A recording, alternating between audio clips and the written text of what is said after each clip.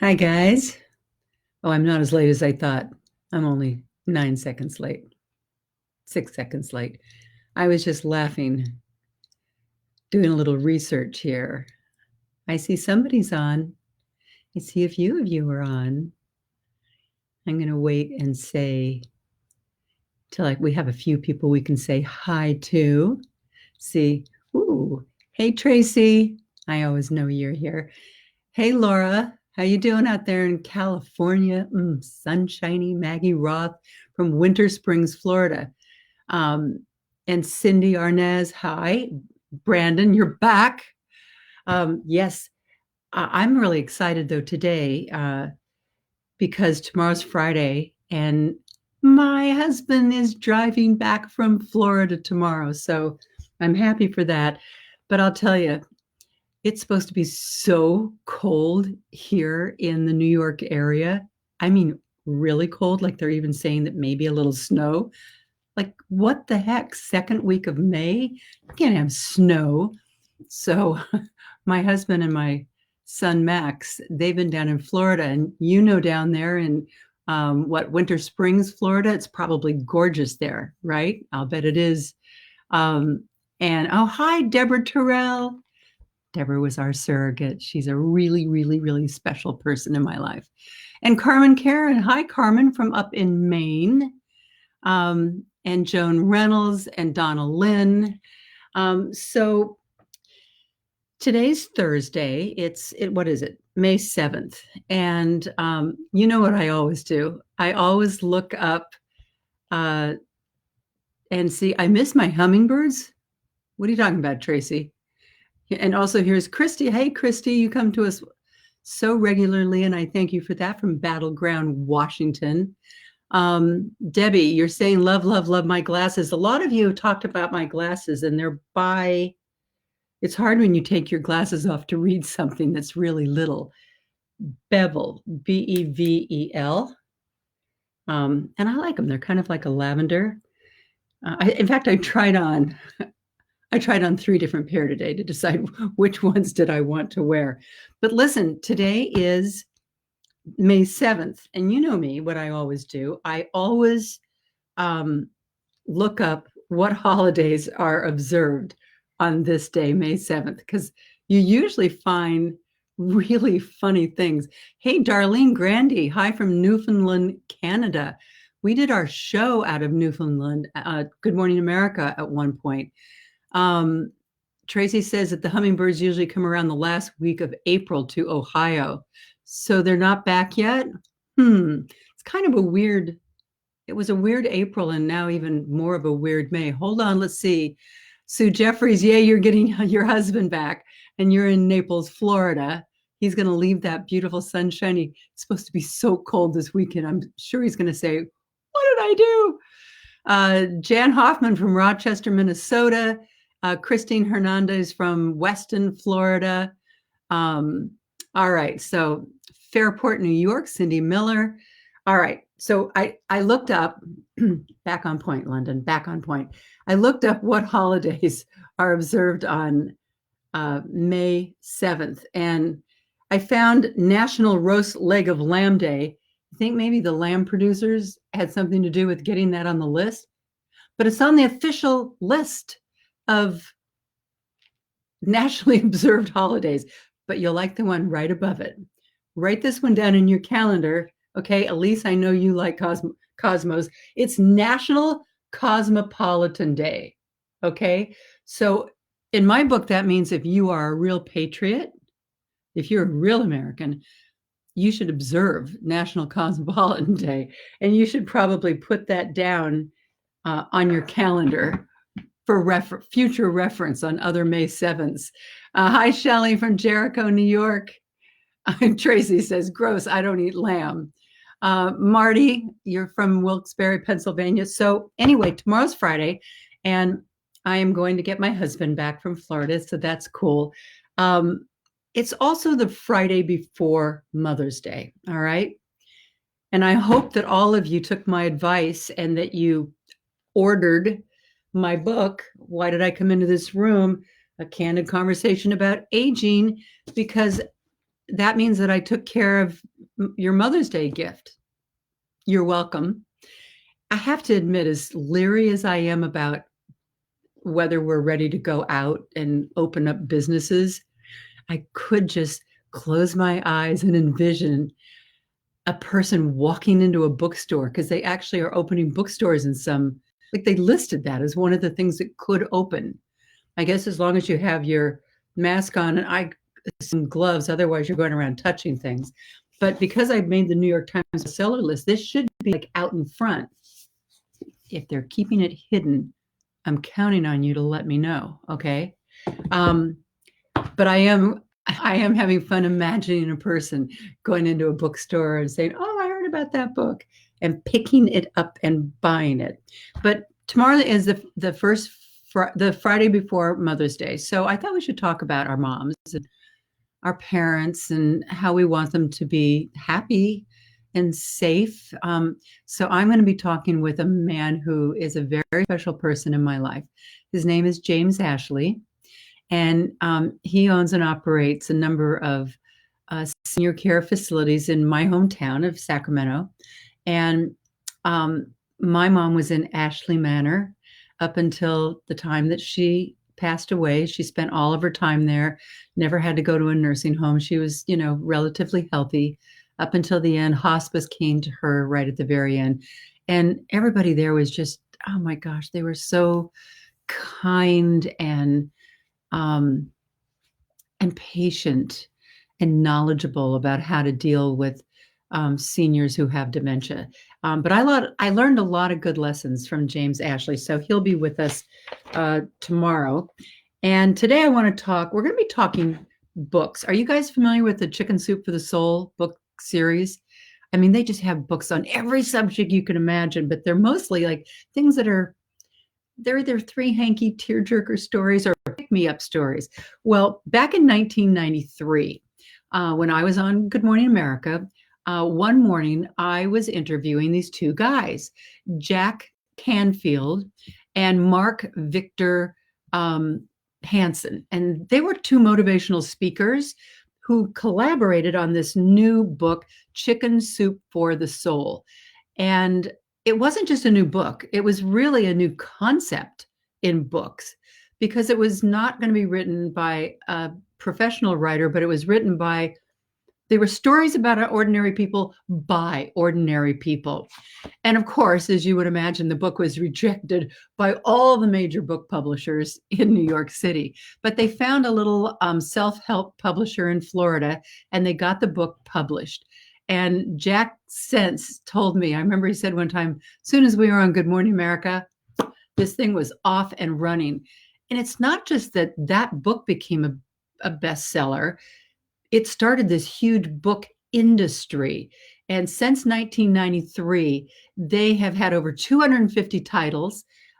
They've sold hundreds of millions of books in more than 100 countries, and it's been translated into 43 languages. And I've actually had the pleasure of collaborating with Chicken Soup for the Soul. The first one I did with them was Thanks, Mom. And it's 101 stories of gratitude, love, and good times. And it was by, here we go, Jack Canfield, Mark Victor Hansen, Joan Lunden. And I got to tell the story of my mom, Glitzy Gladdy. And then I also collaborated on this one. It was Chicken Soup for the Soul for family caregivers, 101 stories of love, sacrifice, and bonding.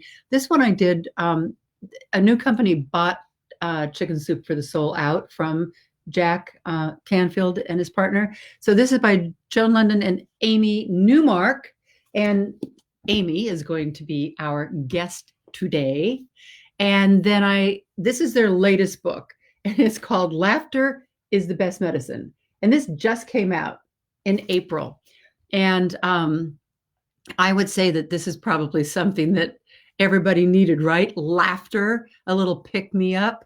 So let's call Here's FaceTime. Let's call Amy.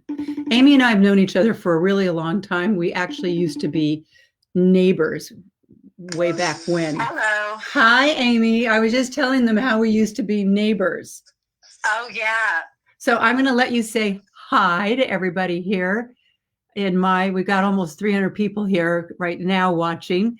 Wow, that's fabulous. Yeah, I've had a really good crowd, and they're all fabulous. Oh, wait, Diane Holt, you say today's your birthday? Happy birthday! Happy birthday! Oh, here's Becky Cody saying, "I love the chicken soup books." Thanks. And this is also the National Day of Prayer. I did not know that. And that's interesting because one of your books coming up, we'll talk about them at the end, where you're looking for new stories. So listen, first of all, let's talk about, we have known each other for a lot of years. We don't have to say how many, but back when our kids were little and yours and mine would ride on their little trikes and later their bikes around the circle. Oh, yeah. But I remember Sarah. Michael fell in love with Sarah when Sarah came over one day and sat on our lawn and took the bologna out of her sandwich and put it right on her head. That sounds like Sarah. A little girl with bologna on her head was just the best thing ever. So listen, you were like in finance then. You made a big career change. You went into writing books and publishing. I know. They say on Wall Street, there are only two emotions, fear and greed. And I went from just fear and greed to the whole panoply of emotions at Chicken Soup for the Soul. And I loved my Wall Street career, and I did a lot of great things there and helped people a lot with their investments. But I have to say, this is even better and more meaningful. And I'm only working still at age 63 because of doing Chicken Soup for the Soul. I wouldn't do anything else. So that's interesting because it makes you happy.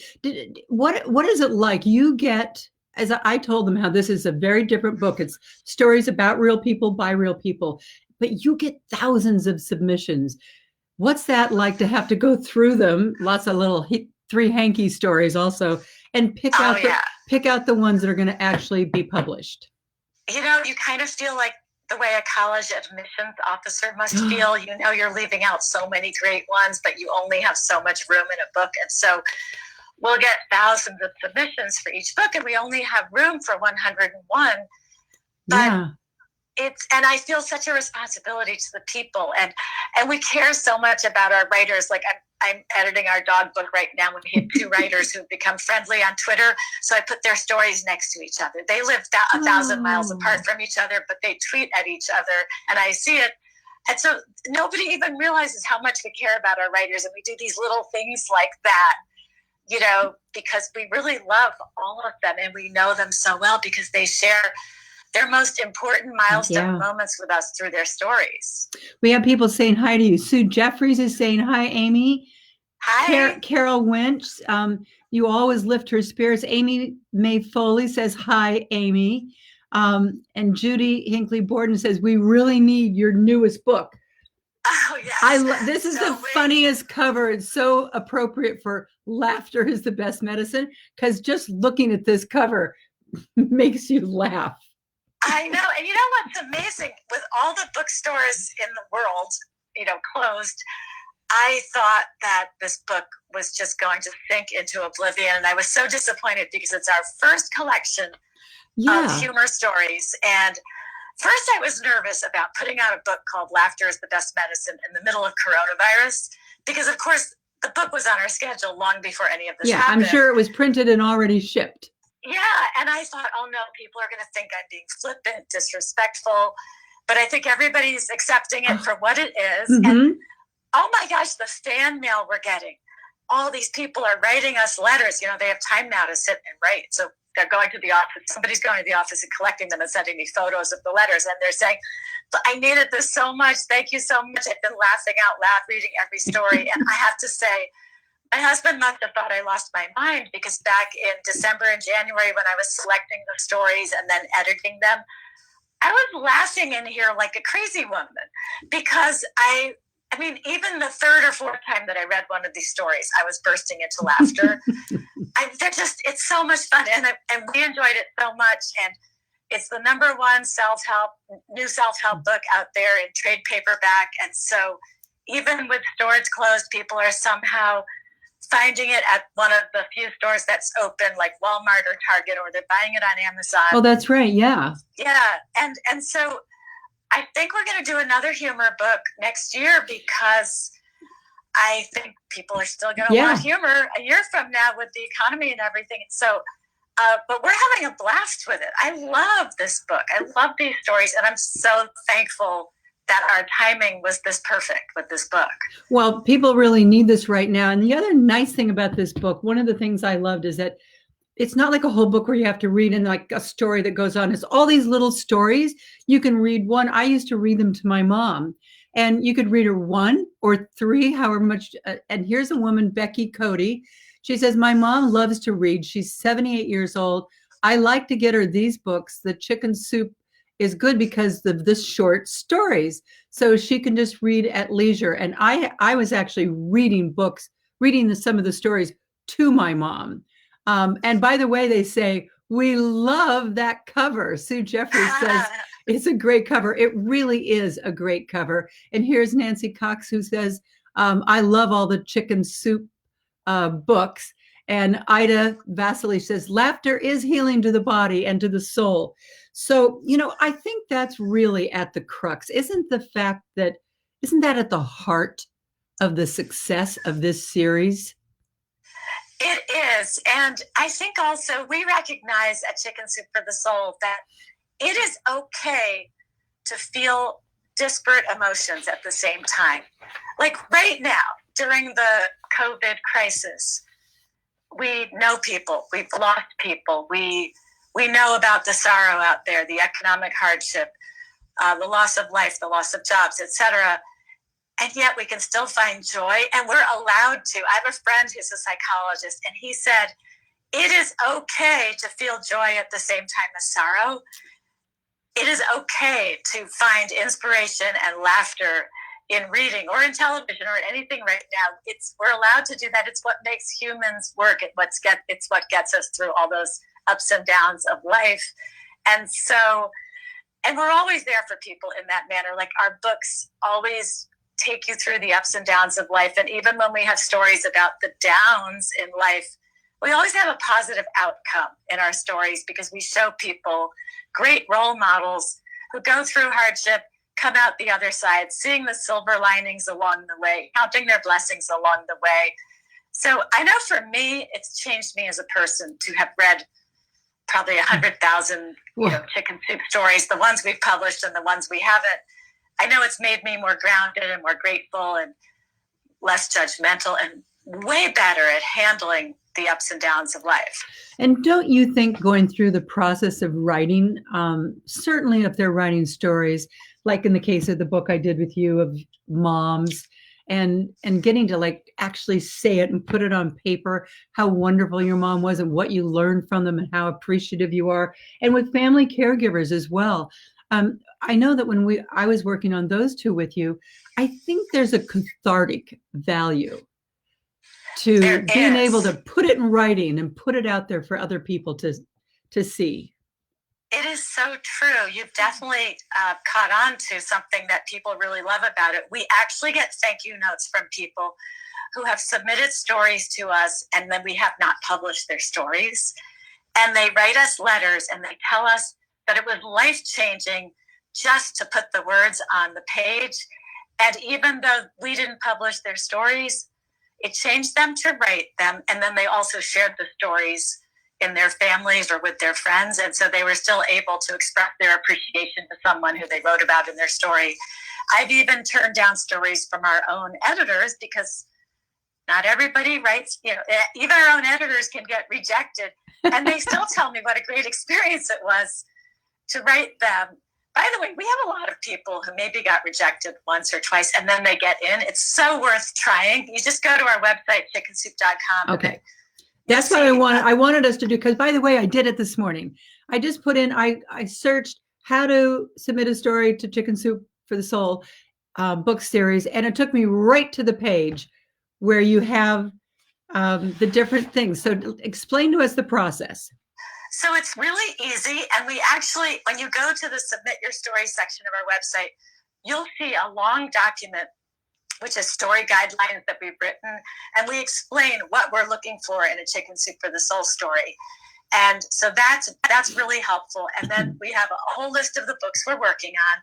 And then there's this form you fill out with all your contact information. And it has this eensy-weensy little box. But I promise you, if you type up your story or your poem in Word and then you copy and paste into that box, it's like Mary Poppins. It will fit in that tiny little box. And then you'll eventually hear from us if we want your story. And by the way, when we do take your story, we have you approve 100% of the edits. We don't do that thing where we just go and do what we want. We very much respect our writers, and we're very, very good to our freelance writers. And right now we're collecting on some wonderful topics. Christmas. And I saw them. I have a list of them right here. Christmas is in the air. Everybody's got to have a holiday story. I love that you also include, we'll see stories for things that went wrong. Oh, yeah. And also Thanksgiving, Hanukkah, and New Year's. So that whole time period from November through, the beginning of January. And I also love, you had one in there called The Golden Years. You've changed it to Age is Just a Number. Love that change, Amy. Yeah, I had some editors who wanted to say golden years, and sometimes it's better to just go along and then eventually be the benevolent dictator that I would like to be. So eventually we changed it to a different title. But it's really for stories about life from 60 and on. And in the past, when we've done similar kinds of books, we've gotten the coolest stories. People started a rock band at age 65. People started a second career at 60 or a third career at 80. Remarkably, very little about grandchildren. People are really just talking about themselves in these stories. All right, well, but that's a grandparent. Yeah, that's here. The book that's out now, The Laughter is the Best Medicine. Sue Scher says she's very happy that she's number 44 in this book. My friends and family love the book. So that's so great. That's fun. Great. Let's see. Tammy Lee Stuckey, she's saying hi from Dayton, Ohio. Connie Burge says, I so agree. It's okay to feel joy. It's just as needed as sorrow. Connie also says, writing is so therapeutic. Wendy Streeter, she's saying hi from Australia. Hi, my dad was Australian, by the way. And we've got people saying, I want to go out and get some of these books. People love the Chicken Soup. Judy Borden, she's saying, how about a book for cancer survivors? Or should I say thrivers? You've done some. We have that already. Yes, you've done some on that. And I am a cancer survivor. That's right. Although the book came out long before that, but I have a new appreciation for that. I think probably 25% of the people who write for us are cancer survivors. Yeah. I mean, it's just so prevalent. I think it permeates the pages of our books, and it really is something. After you've been through cancer, you see life with so much more clarity. And because we have so many cancer survivors writing for us, that clarity comes through in the pages of our books. No matter what topic they're writing on, our people really have learned what's important. You also have an interesting one. You have miracles and divine intervention. And there's like lots of different ideas under it. Answered prayers, miraculous healing, but powerful and amazing stories. And the deadline for that is not until August 31st. That'll be an incredible book. Yes, and it is, oh my gosh, the cover is gorgeous. It's just spectacular. And it's just as fabulous in its own way as our Laughing Alpaca cover is on our Laughter book. That book is going to be amazing. We always get these incredible stories from people about these, divine coincidences, answered prayers, miraculous healing, just the most amazing coincidences that occur in their lives. And we always put these books together so that if you're a very religious person, the book is, very meaningful to you, but you don't even have to be a religious person to be struck by the power of coincidence and divine timing and all of these weird things that happen, good things that happen to the people in the pages of these books about miracles. They're really big bestsellers for us, and we just keep putting them out because we keep getting more and more great stories on the topic. Well, I have a feeling from some of these messages, which you might want to go through after. One person, Gayla Welton, says her daughter's always saying, act my age. I said, I've never been my age, so I don't know how I'm supposed to act. They're going to love that age is just a number, but they also might like this one that I found on your list. Stories about self-care and me time. And we all talk about that a lot here in this group. And you say, and that includes writing about the consequences of not taking self-care and me time. Yes, and I learned this from working with you on that book about family caregivers, how incredibly important it is to take care of yourself first, because you don't do anybody any good otherwise. I learned a lot from that book, actually. It helped me with my father, who now has dementia. I never thought I would need everything I learned from you, Joan, but I ended up needing it. But me time is something we talk about all the time, and even in our little group of editors, I'll say to people, I don't want you to be there if I call you in half an hour. You know, now that we're at home and we're just working all the time, I say, put your sneakers on, go outside and walk for half an hour, and then come back, because we have to take time for ourselves. And isn't that important right now while we're at home and we're so busy cooking and doing? And I know in my job, all of us are saying we're working harder than ever because there's no commute, there's no going out to lunch, there's nothing else to do. We have to stop that. I know. I hear that from everyone that I talk to. I was talking to a bookkeeper at my accountant's office, and she said, I'm working so hard. I've never worked this hard. She said, but I'm getting so much done. So it's interesting. I think that what this nation and really the world has gone through is going to make some enormous changes just in business life and how we all go. I think the new normal is going to be different from the old normal. This is a time when we're all able to be introspective and really evaluate what matters and how we conduct our lives. It's almost like we're getting a second chance at New Year's resolutions during this period. Yeah. But you know what I did today? You'll be very proud. I thought about you and your book, Why Did I Come Into This Room? And all of the points that you made. Before I started with you on this interview and the little check-in call we had half an hour before we started, I ran out, got on my bike, and rode around the neighborhood for half an hour. And this shirt is actually on over my exercise bra.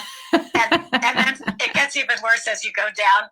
You go to the yoga pants and everything else. But I actually ran out for half an hour. I'm going to go do another half hour later today. Fabulous. So you're doing what our kids used to do when they were little.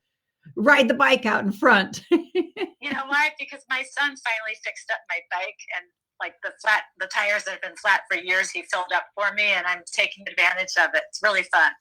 Yeah, and we have some interesting things here. You can't take care of anyone else if you don't take care of yourself first. So true. And Sherry Poller, I'm in on the self-care me time thing. But we women, I think we're kind of, women are wired differently than men.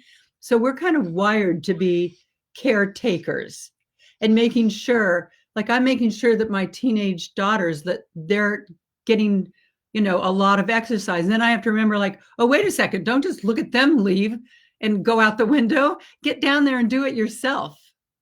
Yes, absolutely. And I mean, we're role models for other family members. So it's a good idea to do that.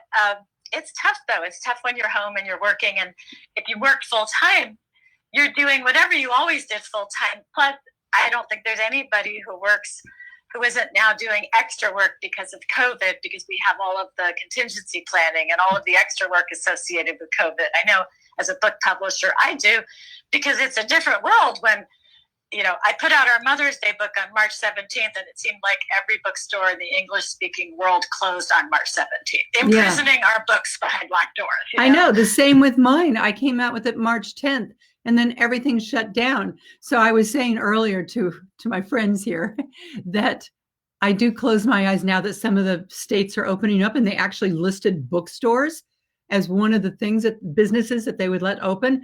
And I have to admit, even though while I'm a little leery of the idea of us being out, I did like picture a person walking into the bookstore and seeing my book and picking it up and going up and buying it. Yeah, you had such a strong start too. I mean, during that 1 week when you could actually do PR for it, people could buy it. It was a big bestseller. So yeah, I felt bad because I saw that you had that momentum, and then bam, I know. the stores closed. Yeah, we shot to the top of Amazon on the first day and to the New York Times bestseller list, and it's like somebody like snagged the rug right out from under you. But listen, I want to talk also. You guys have started going into other media, like getting a bigger internet presence and some shows and a podcast, because I was just on the podcast with you. That is true. So we do have a podcast, and I enjoy sharing the stories that way with people.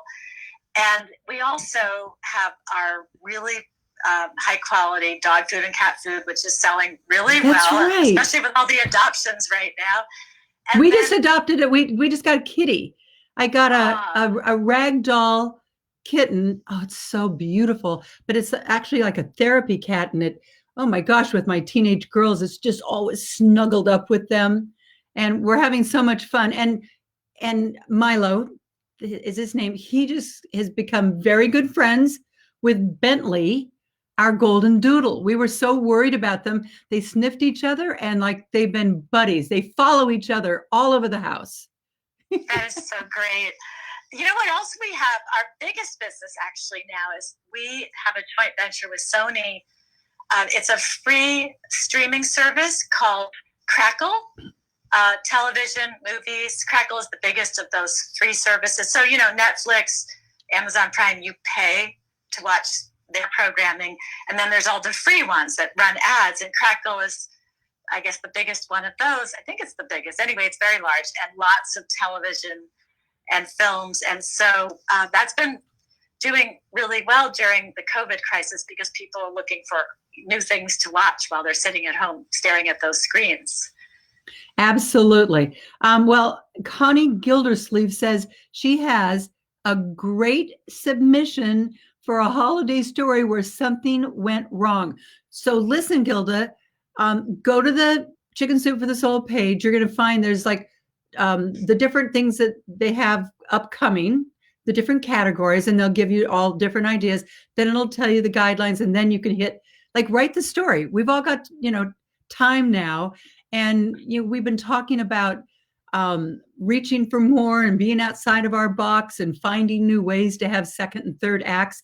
Dip your toe into writing and submit, because that sounds like a fun one. I love the idea of what went wrong, things that went wrong. I love those. Yeah. I mean, I always will take those exploding turkey stories. The dog ate the gift. The cat knocked over the Christmas tree.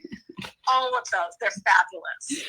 All right. So the new book is Chicken Soup for the Soul. Laughter is the best medicine. And I'm surprised that this is the first time you guys have done a collection of humor. You're going to have to. Isn't that crazy? And we're always publishing funny stories. And then finally, one of our regular contributors was telling us about when her husband got stuck in the tray ceiling changing light bulbs, and they had to have the fire department come and get him down. and it was from talking to her that I said, we're going to do a humor collection. And I mean, we've been in business 27 years now, and we're still coming up with new topics. Absolutely. Well, we love them all. And Amy, it's so great to reconnect with you. And thank you. Everybody's saying here, it's so great because you connect us with so many other great people. And so thanks. Good seeing you. Thanks for having me on. And great for getting out there bicycling. I'm going to go out for my power walk when this is done. Okay, excellent. All right. Bye-bye. All right, guys. So I'll get through the rest of all your comments here. And you say, thanks for the encouragement. And here's Paula Galato. My granddaughter is in law school, and I got a rescue kitty for comfort. It's been a godsend. Here too. This little Milo, I got him from, I think it's called Angel Cats, but they look like I have a picture I can show you guys. I have a picture. And this one, and I had a kitty cat that looked somewhat like this when I was younger. Here's an attachment. Here's my daughter with the kitty cat. Now I can show you also like a close-up. Look at him. Isn't he pretty? They're called ragdoll cats because when you pick them up, they're like a rag doll and they just kind of melt in your arms. And look at this. Here's Kimberly just there, so happy with her little Milo. So I see a couple of you. I want a ragdoll cat. They are really awesome. Nancy, Nancy, you said you just downloaded my book. Thank you, thank you, thank you. All right, so that's it for today. And tomorrow, again, we're going to talk about our moms. And if you want to come on tomorrow and give your mom a shout out, because it is going to be Mother's Day on Sunday, and let me know what you guys are doing, how you're doing things differently this year. Maybe you got your mom right there with you, or maybe you're the mom and you want to connect with your, I know I have 3 daughters who are all fabulous mommies. And I really, I just think that they've turned into such wonderful women. So it goes the other way. It's not, you got mommies down the line as well as mommies up the line. So that's what we'll do tomorrow. And we'll also talk about just all of our parents and if they're in, a assisted living somewhere and how that's been different. And you're going to meet James Ashley, who, when he would pick my mom up off the sofa to get her to get up and go over to the dinner table, he would take a moment to dance a little bit, maybe sing a little Sinatra. And those are the things that made my mom happy. And it's what allowed me to put my head on my pillow at night and know that she was not only just safe and healthy, but also happy. And that's what we want for all of our loved ones. All right. So I will see you tomorrow. It's going to be Friday. Bye, everybody. Namaste.